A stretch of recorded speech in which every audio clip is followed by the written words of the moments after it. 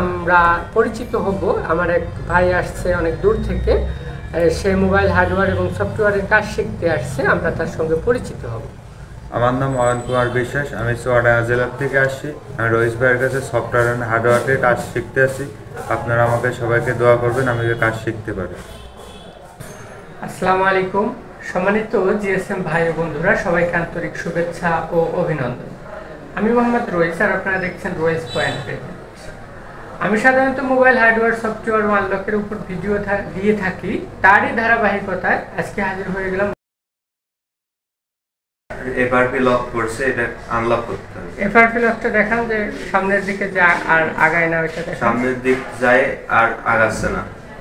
FRP lock অবস্থায় আছে, সামনের দিকে আর অগ্রসর হচ্ছে না। তো এই মুহূর্তে আমরা এটা আনলক করব।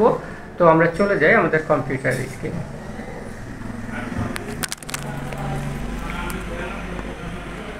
এটা অন করে নিতে হবে। আমরা কি টুল অন করলাম?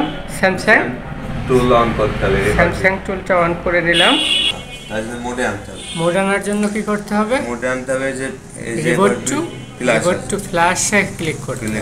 ক্লিক করলে আমাদের ফোনটা কোথায় চলে যাবে? মোডে চলে যাবে। কি মোডে চলে যাবে? আপনার ডাউনলোড মোডে চলে যাবে। ডাউনলোড মোডে চলে যাবে। ডাউনলোড মোড থেকে আমরা আনলক করব, কোথায় যায়? আনলক করতে হবে। আর তারপরে FRP লক করছে, তো FRP রিসেট ইয়ার আসবে। ক্লিক করে দিলে আমাদের FRPটা কি হয়ে যাবে? আনলক হয়ে যাবে। আনলক হয়ে যাবে, কিছুটা সময় নেবে। তারপরে এই যে আমাদের এখানে কি দেখাচ্ছে, এখানে বুট ডান লেখা আছে। FRP ডান, রিসেট ডান, তাই না? FRP রিসেট ডান। তো কিছুটা সময় নেবে, কিছুটা সময় নেওয়ার পরে আমাদের ফোনটা সম্মানিত জিএসএম, এই মুহূর্তে আপনারা দেখতে পাচ্ছেন আমাদের ফোনটা পরিপূর্ণভাবে কি হয়ে গেছে, পরিপূর্ণভাবে ওয়ান হয়ে গিয়েছে।